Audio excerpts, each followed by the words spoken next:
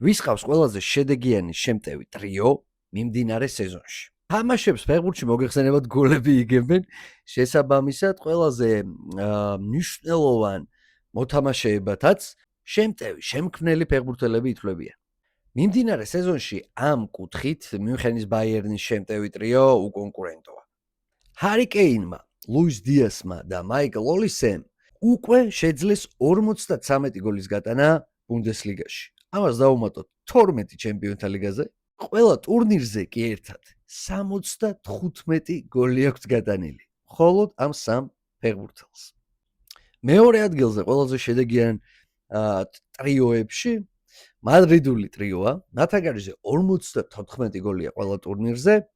რა თქმა უნდა, ამაში მთავარი წვლილი კილიან მბაპეს მიუძღვის. ხოლო აი მესამე ადგილზე ევროპაში შედეგიანობის კუთხით პეპის ბიჭები არიან.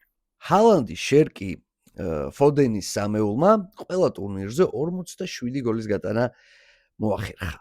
პეპის ტრიოს ერთით მეტი აქვს გატანილი, ვიდრე კატალონიურ სამეულს.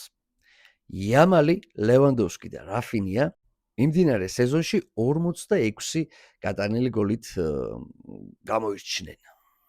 როგორ ფიქრობთ, შესაძლებელია რომ ბაიერნს დაეციოს ვინმე ამ კომპონენტში სეზონის ბოლომდე?